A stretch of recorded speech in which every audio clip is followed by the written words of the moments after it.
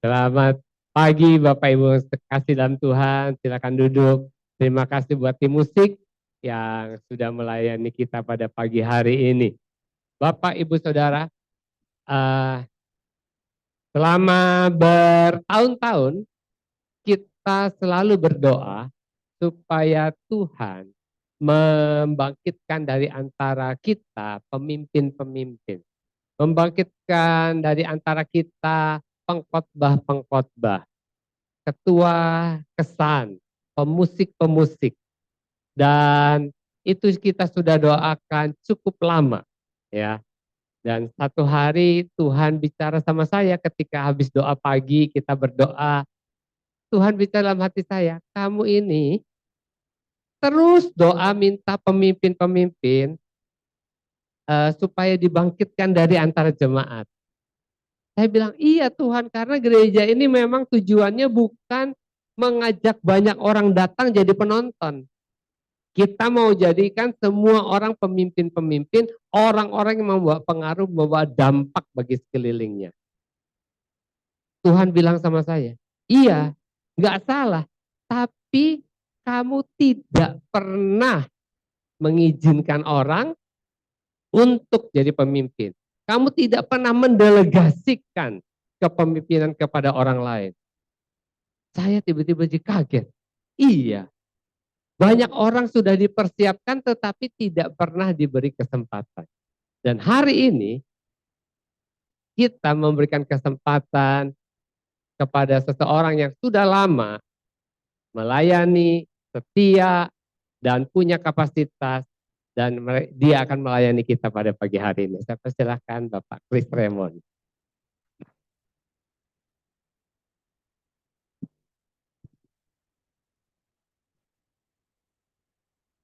Jangan Bapak, tua banget.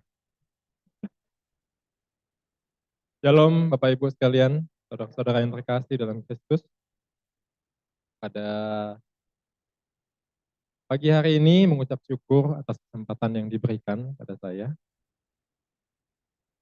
Pagi hari ini saya mau mengajak saudara-saudara sekalian untuk membaca Injil dari kitab Kisah Para Rasul 1 ayat 6 sampai dengan 11 dengan judul perikop Yesus terangkat ke surga. Saya akan membacakan buat Bapak Ibu sekalian, buat saudara-saudara sekalian. Maka bertanyalah mereka yang berkumpul di situ, Tuhan, maukah engkau pada masa ini memulihkan kerajaan bagi Israel? Jawabnya, engkau tidak perlu mengetahui masa dan waktu yang ditetapkan Bapa sendiri menurut kuasanya. Tetapi kamu akan menerima kuasa kalau Roh Kudus turun atas kamu, dan kamu akan menjadi saksiku di Yerusalem, di seluruh Yudea dan Samaria sampai ke ujung bumi. Sesudah ia mengatakan demikian, terangkatlah ia disaksikan oleh mereka dan awan menutupnya dari pandangan mereka. Ketika mereka sedang menatap ke langit pada waktu ia naik itu, tiba-tiba berdirilah dua orang yang berpakaian putih dekat mereka dan berkata kepada mereka, hai orang-orang Galilea, mengapa kamu berdiri melihat ke langit? Yesus ini yang terangkat ke surga, meninggalkan kamu, akan datang kembali dengan cara yang sama seperti kamu melihat dia naik ke surga. Saudara-saudara yang terkasih, saya mau mengajak kita semua untuk membayangkan apa yang dirasakan oleh murid-murid pada saat itu. Apa yang mereka rasakan ketika mereka melihat Yesus naik ke surga. Sadarkah kita bahwa murid-murid saat itu sedang syok? Mereka sedang syok loh. Kenapa mereka syok? Karena pertama kali mereka mengenal Yesus, mereka bersama-sama dengan Yesus, mengikuti Yesus kemanapun Yesus berada, melihat banyak tanda-tanda, dan mereka percaya bahwa Yesus adalah Mesias. Mesias yang mereka kenal, yang mereka harapkan adalah seseorang yang akan membawa kembali kejayaan Israel.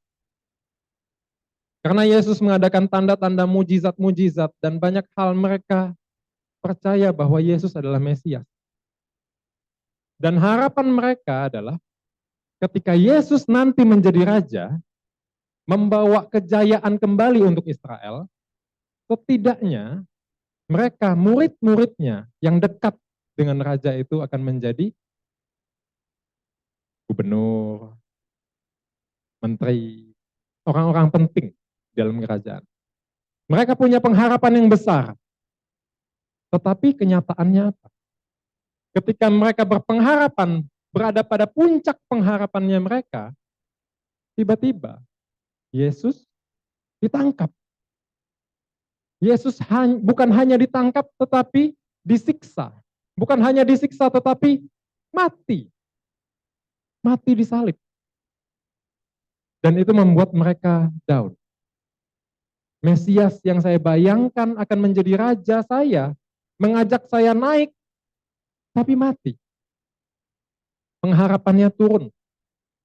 Ditambah lagi, jenazah Yesus hilang. Tambah down.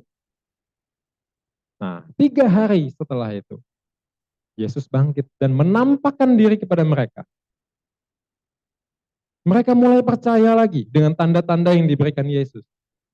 Mereka percaya bahwa, oh iya benar, Yesus bangkit dari kematian dan dia akan menjadi raja. Naik lagi spiritnya, naik lagi semangatnya. Tetapi apa yang terjadi? Kalau kita lihat, kita baca lagi di dalam Kisah Para Rasul tadi yang kita baca, ayat 6, mereka bertanya, mereka sepakat untuk bertanya. Ya, katanya, Tuhan, maukah engkau pada masa ini memulihkan kerajaan bagi Israel? Mereka pikir setelah Yesus bangkit, Yesus akan jadi raja. Tetapi di saat mereka bertanya, tidak lama dari itu Yesus naik ke surga. Hilang, tidak kelihatan lagi oleh mata mereka. Dan pengharapan mereka turun lagi. Jadi bayangkan betapa terombang-ambingnya pengharapan mereka. Lagi naik, terhempas. Naik lagi, terhempas lagi. Sampai akhirnya mereka ditegur oleh 2 orang berbaju putih yang kita percaya itu adalah malaikat. Nah, sama seperti pergumulan di dalam hidup kita masing-masing. Kita percaya dan kita maunya, ekspektasi kita, Tuhan ikut membantu kita dalam mengatasi masalah-masalah yang kita hadapi. Dalam setiap pergumulan kita, entah kesehatan, entah keuangan, entah hubungan, apapun. Tapi pada kenyataannya, kadang-kadang tidak sesuai dengan ekspektasi kita. Kadang-kadang kita belum berhasil melewati tantangan-tantangan itu. Dan akhirnya kita kecewa. Kita pelangak-pelongok seperti murid-murid Yesus pada saat itu. Murid-murid Yesus melihat ke atas awan. Sedangkan ditulis di dalam firman tadi, Yesusnya udah nggak kelihatan. Mereka masih pelangak-pelongok melihat ke atas awan. Sama seperti kita. Ketika kita kehilangan pengharapan, kita seperti pelangak-pelongok. Sampai akhirnya kita bertanya, Tuhan di mana ya? Kayak murid-murid itu, Yesus kemana? Dan akhirnya 2 orang yang berbaju putih tadi, yang kita percaya itu malaikat, menegur mereka. Kalau misalkan saya yang jadi malaikatnya, mungkin saya akan ngomongnya begini. Woi, ngapain bengong-bengong, nyingok ke pucuk terus. Yesus tuh udah naik ke surga, bakal balik kayak ya. Brejoy, jangan cengak-cengok be. Ya. Kita terlalu terfokus pada masalah-masalah kita. Kita terlalu terfokus pada kelemahan-kelemahan kita. Kita menganggap Tuhan sudah meninggalkan kita. Saudara, dalam Yohanes 14 ditulis bahwa Yesus sendiri telah mengatakan dengan jelas, bahkan dengan sangat jelas, bahwa dia akan kembali. Dan dia mengatakannya tidak hanya satu kali, tetapi di dalam satu perikop itu, di dalam Yohanes 14, di dalam satu peristiwa, dia mengatakan dia akan kembali sebanyak 3 kali. Itu merupakan sebuah penegasan yang sangat tegas bahwa dia akan kembali. Dia memberikan kita pengharapan. Yesus akan kembali itu adalah hal yang pasti. Tetapi ada satu hal yang tidak pasti. Ketika Yesus kembali, apa yang dia dapati dalam hidup kita? Apakah kita masih pelangak-pelongok melihat ke awan? Meratapi nasib kita? Meratapi masalah kita? Kehilangan pengharapan? Atau kita sudah hidup sesuai dengan kehendaknya? Nah, pertanyaannya adalah, kehendaknya itu apa?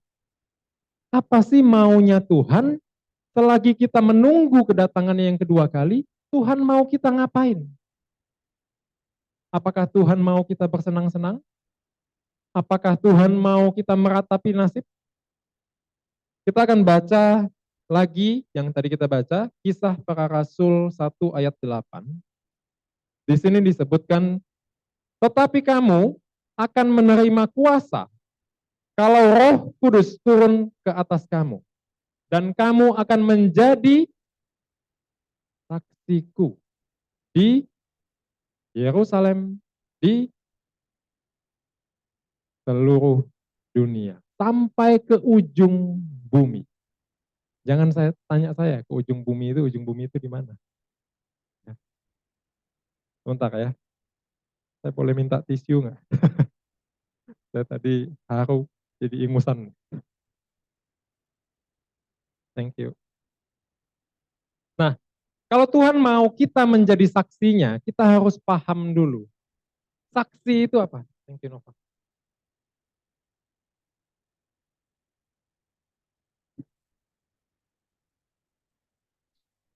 Kita harus paham dulu apa itu saksi.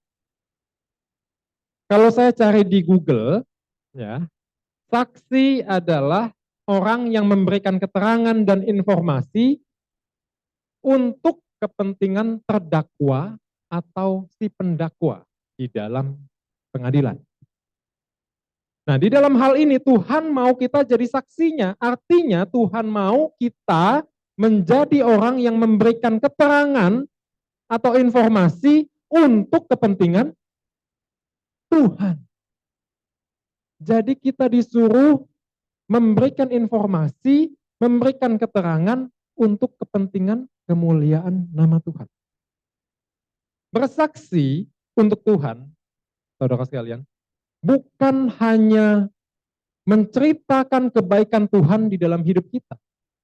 Bukan hanya menceritakan, oh Tuhan bekerja ketika aku mengalami masalah ini, Tuhan bantu aku, oh Tuhan menolong aku lolos dari kecelakaan. Bukan hanya itu.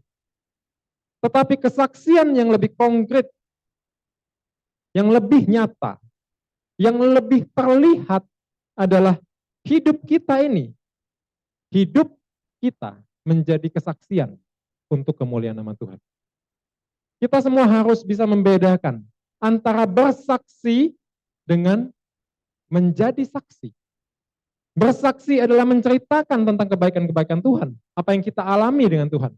Tetapi menjadi saksi artinya hidup kita yang dilihat orang ini menjadi saksi buat kemuliaan nama Tuhan kita.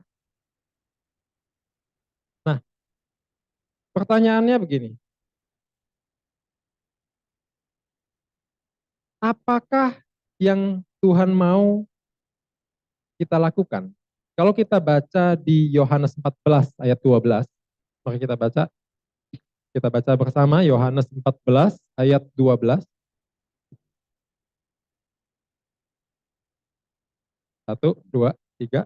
Aku berkata kepadamu, sesungguhnya barang siapa percaya kepadaku, ia akan melakukan juga pekerjaan-pekerjaan yang aku lakukan, Bahkan pekerjaan-pekerjaan yang lebih besar daripada itu. Sebab aku pergi kepada Bapa.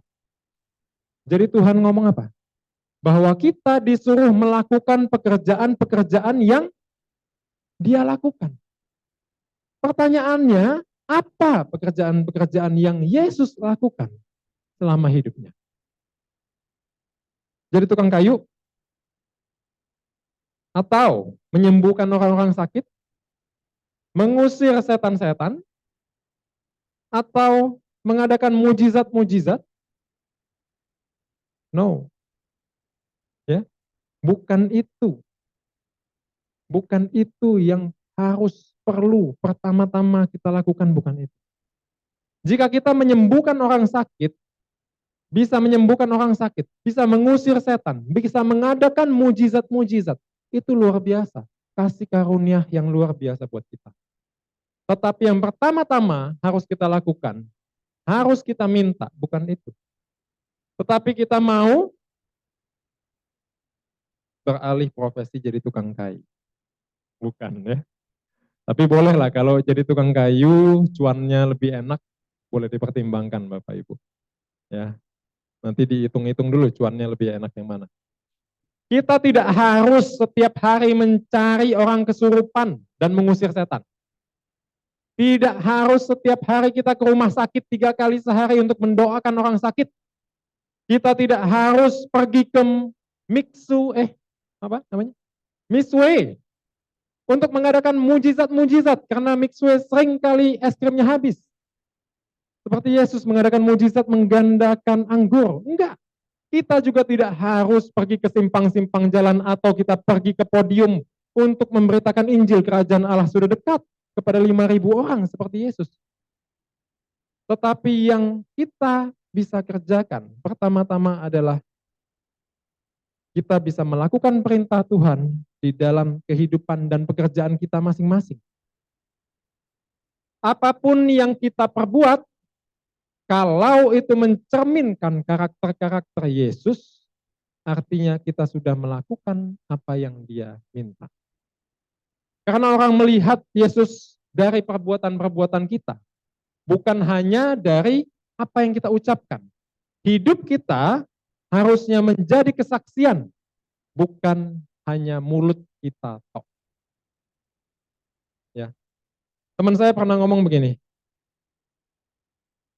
Chris, jangan sampai kita ini diomongin sama wong-wong gereja. Wih, Chris itu baik nian, pelayanan nian, setia nian sama pelayanan, ramah. Tapi tiba-tiba waktu orang ngomong begitu, istri saya Nova ngomong dari belakang, enggak lah, itu cuma di gereja, kalau di rumah enggak begitu. Itu mah topeng. Di rumah marah-marah terus. Ya, jangan sampai kita begitu. Jangan sampai orang-orang yang betul-betul mengenal kita itu melihat setan, bukan melihat Yesus dalam diri kita. Nah, pelayanan dan kesaksian kita itu harus dimulai dari lingkungan kita, di luar gereja, bukan di dalam gereja. Di dalam gereja kita gampang tersenyum, sumringah, ramah, ceria, memaafkan, luar biasa. Di luar, apakah seperti itu? Tidak usah jauh-jauh, pertama kita mulai dari keluarga kita. Apakah kita memperlakukan istri kita? Apakah kita memperlakukan suami kita dengan baik? Di gereja senyum-senyum, ceria, ramah. Begitu masuk mobil di parkiran gereja, mukanya berubah, asem, ya, pahit, ya, pedes kata Koendro. Di gereja kita pakai mulut kita buat memuji Tuhan, memuliakan Tuhan, bermazmur. Di luar kita pakai mulut kita buat bergosip, menggosipkan orang lain. Kalau ditegur, pembenarannya, lah aku nggak ngegosip loh. Itu beneran, kenyataan. Kita ngomong yang benar. Saudara sekalian, walaupun itu kenyataan, kalau tidak perlu dibicarakan, kalau tidak ada solusinya, nggak perlu kita omongin. Cukup diem, tahu diem, mingkem. Ya. Nanti di luar gereja, jemaat ngegosipin gembala. Gembala ngegosipin jemaat. Tapi bukan di gereja ini ya, Bapak Ibu jangan salah kaprah. Saya nggak ngomong di gereja ini ya. Gereja kita mah baik-baik aja. Nah, jadi dalam pekerjaan kita juga, bagi orang dunia, yang penting saya menyelesaikan tugas yang diberikan bos saya. Yang penting bos saya lihat kerjanya udah selesai. Tetapi bagi kita saksi Tuhan, kita harus punya semangat yang tertulis di situ. Spirit of excellence. Kita harus memberikan beyond the imagination. Di luar dari pengharapan bos kita. Apapun yang kita kerjakan, harus seperti itu. Sehingga bos kita ngomong, orang Kristen males. Jangan sampai ngomong begitu. Apalagi ditambah, karena kita tahu bos kita ini orang Kristen juga, apalagi segereja juga, dalam hati kita, biarlah, santai-santai lah. Dia nggak bakal marahin aku juga, masa dia marah-marah sama sesama jemaat. Biarlah, kasbon aja nanti aja bayarnya. Kita harus memperlihatkan Kristus, bukan malah merusak nama Kristus. Nah, saya ingat bahwa di Indonesia, sejak saya sekolah dulu, itu ada satu perusahaan asuransi yang cukup terkenal. Terkenal banget pada saat itu. Booming. Perusahaan asuransi ini memang perusahaan asuransi yang besar dari luar negeri. Tapi karena di Indonesia banyak agen-agennya yang salah memberikan informasi kepada nasabah, akhirnya nasabah-nasabah banyak yang kecewa. Banyak yang kepahitan sama perusahaan asuransi ini. Sehingga sekarang kalau orang mendengarkan nama perusahaan asuransi ini, orang sudah antipati. Sama seperti kita. Ingat saudara, kita membawa brand di jidat kita. Kristus. Kristen. Brand ini melekat pada kita. Orang-orang tahu kita ini orang Kristen. Ketika apa yang kita lakukan tidak sesuai dengan Kristus, orang akan mencemooh. Enak kalau cuma mencemoohnya kita. Tapi dia ngomong, orang Kristen begitu. Jemaatnya aja begitu, apalagi Tuhan. Yang salah kita, yang tercoreng namanya Yesus. Ya. Jadi ingat bahwa kita membawa brand Tuhan Yesus di setiap apapun yang kita lakukan. Jadi dapat kita simpulkan bahwa hidup kita akan tidak sia-sia di mata Tuhan. Jika hidup kita bisa menjadi kesaksian untuk kemuliaan nama Tuhan. Saya ulangin sekali lagi. Hidup kita tidak akan sia-sia di mata Tuhan jika hidup kita bisa menjadi kesaksian untuk kemuliaan nama Tuhan. Ya Pak, saya sih mau sabar sama istri saya. Saya sih mau juga berhenti ngegosip. Saya mau sih kerja beyond expectation. Tapi susah berubahnya. Susah Pak. Saya mau cerita 2 cerita, karena waktu saya masih banyak. Jadi cerita pertama ini ada teman saya, dia ini perokok berat. Kalau menurut saya super berat. Dia bisa habiskan rokok itu di Samsu ya, 3 bungkus sampai 4 bungkus kadang-kadang per hari. Berat nggak? Ada yang ngerokok lebih dari itu di sini? Nggak ada yang ngerokok di sini, anak Tuhan semua ya. Nah, teman saya ini ya, belakangan itu dia suka berdoa. Dan dia merasa ada suara di dalam hatinya yang mengatakan bahwa suruh dia berhenti merokok. Terus dia berpikir dalam pikirannya, gimana caranya aku berhenti merokok? 3 bungkus, 4 bungkus sehari. Dia coba berhenti, ngurangin rokok. Ngurangin, tapi nggak bisa berhenti. Akhirnya sampai satu titik, dia menyerah. Dan dia malam hari itu dia berdoa kepada Tuhan. Dia bilang, Tuhan, aku tidak sanggup. Kasih tugas yang lain aja. Kalau Tuhan benar-benar mau aku berhenti merokok, Tuhan bantu aku.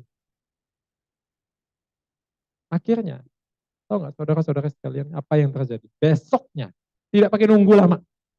Besoknya dia tiba-tiba punya keberanian untuk membuang semua rokok yang ada di kantornya, di rumahnya. Membuang semua asbak yang ada di kantornya. Kantor dia sendiri ya, di kantor orang lain kawan. Ya. Dibuang dan sampai detik ini udah sekitar 4 tahunan dia tidak pernah merokok 1 batang pun. Semua karena Tuhan, bukan karena kemampuannya. Saya mau cerita satu lagi. Suatu hari, suatu ketika ada seorang pria yang memiliki 3 orang anak. Anak pertama 23 tahun, anak kedua 21 tahun, anak ketiga baru 7 tahun. Anak pertama berapa tahun? 23. Anak kedua 21. Anak ketiga 7. Oke, supaya nggak ngantuk ya, saudara ya. Nah, suatu hari pria ini, bapak ini ulang tahun. Kemudian dia bergembira karena dia ulang tahun. Tetapi anaknya yang bungsu menangis.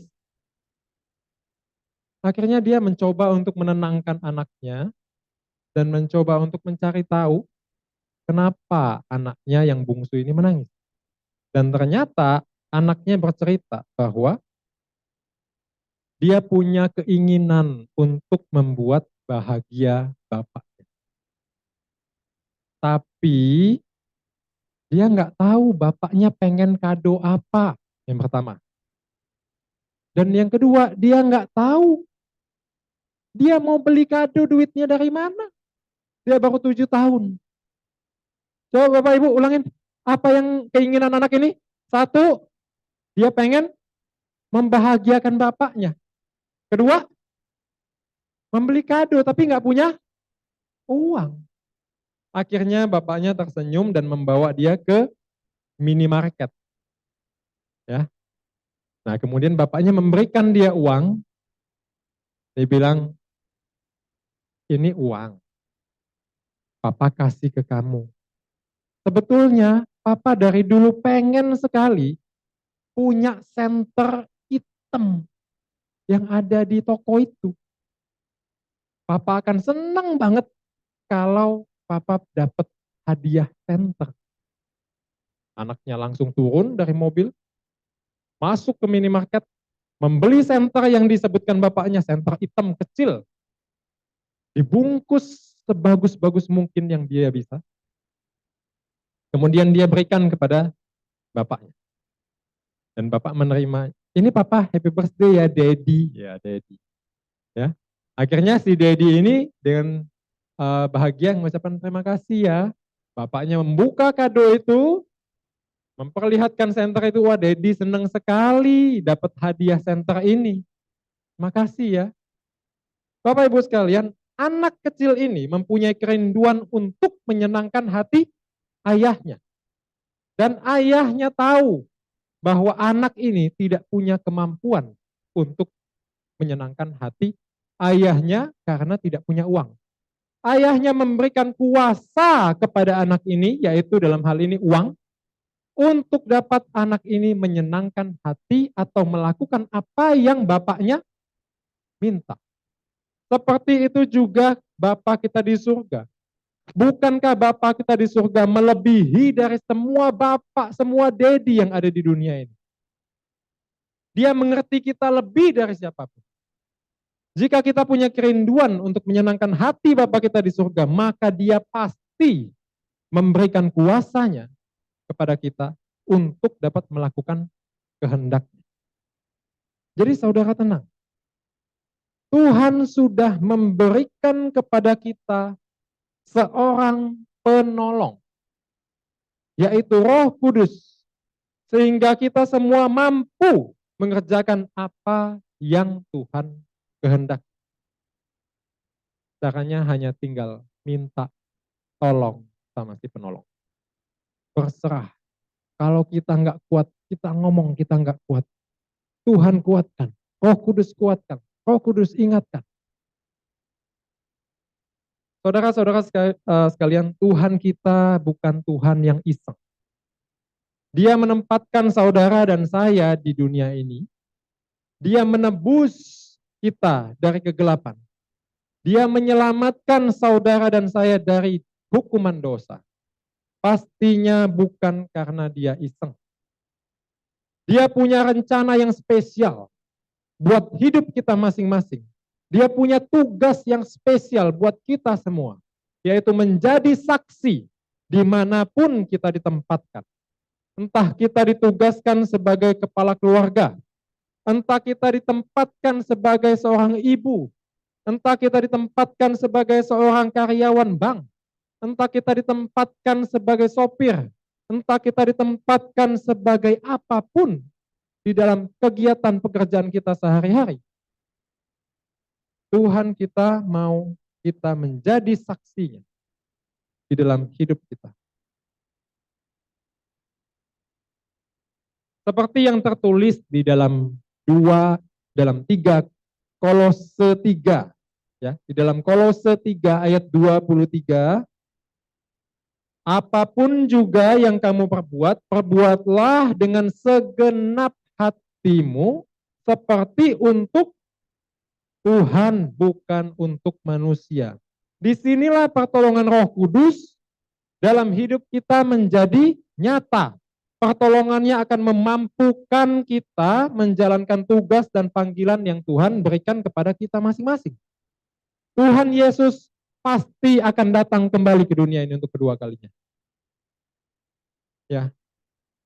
Dan apa yang dia dapati ketika dia datang ke dalam dunia ini lagi, apakah dia melihat keadaan kita telah melakukan apa yang dia perintahkan? Ataukah kita hanya bengong, tergantung dari apa yang kita lakukan kapan? Sekarang. Perubahan dimulai dari sekarang. Dimulai dari diri kita masing-masing. Saudara-saudara, dalam menyambut Pentakosta dan membuat terobosan rohani yang akan memperkuat iman kita bersama, Gereja MDC secara nasional mengajak kita semua untuk ikut terlibat dalam doa puasa berantai. Selama 10 hari ke depan, yaitu mulai dari hari Jumat besok tanggal 19 sampai hari Minggu tanggal 28. Selama 10 hari itu kita akan berpuasa, yaitu dengan makan 1 kali selama sehari, bukan 1 kali selama 1 jam. 1 kali sehari minum air putih boleh. Ya, seperti puasa yang sudah diajarkan di DK yang pernah Bapak Ibu ikuti. Nah, setiap hari selama 10 hari ini kita akan mengadakan doa malam bersama, seperti doa malam hari Jumat. Kita akan mendoakan kebutuhan-kebutuhan kita, kebutuhan-kebutuhan gereja, kebutuhan-kebutuhan negara ini. Kebutuhan gereja seperti kita akan mendoakan acara Shine yang akan diadakan tanggal 31 nanti. Jadi saya harapkan semua dari kita dapat ikut serta dalam kegiatan doa puasa berantai ini, sehingga iman kita diperkuat dan kita dapat menyaksikan kuasa dari doa. Karena kita percaya doa orang yang benar besar kuasanya. Mari kita bersama-sama melakukan tugas yang sudah diberikan Tuhan kepada kita, yaitu menjadi saksinya di kehidupan keseharian kita masing-masing. Ketika dia datang untuk kedua kalinya, dia akan mendapatkan kita sudah melakukan apa yang dia harapkan. Don't waste our time. Don't waste our life. Mari kita berdoa. Bapa di dalam surga, mengucap syukur buat firman-Mu yang telah Engkau sampaikan melalui mulut bibir hamba-Mu ini. Biar kami dapat berubah semakin hari semakin menyerupai Kristus. Sehingga melalui hidup kami, bukan hanya melalui mulut kami, tetapi melalui hidup kami, melalui setiap hal yang kami perbuat, setiap apapun yang kami lakukan di dalam kegiatan kami sehari-hari, nama-Mu Tuhan dapat dipermuliakan. Biar melalui hidup kami, orang mengenal Tuhan. Biar melalui hidup kami, lebih banyak jiwa-jiwa yang dapat diselamatkan. Kami mau berubah ya Tuhan. Curahkan Roh Kudus-Mu atas kami semua. Bantu kami untuk dapat menjadi saksi-Mu dimanapun kami berada, Bapak.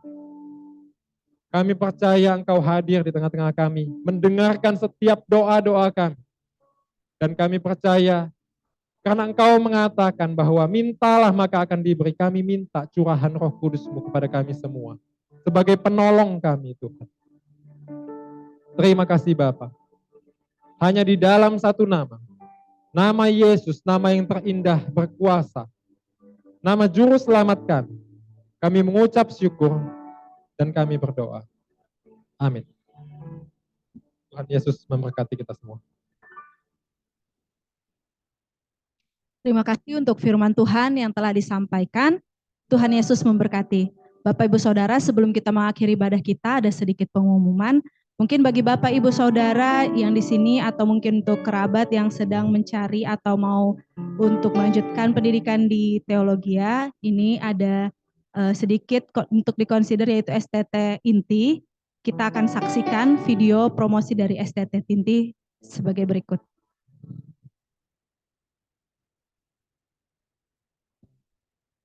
STT ITI Bandung merupakan sekolah tinggi teologi yang telah menghasilkan ratusan pelayan Tuhan yang sudah tersebar di berbagai gereja, sekolah, dan instansi di tingkat nasional maupun internasional.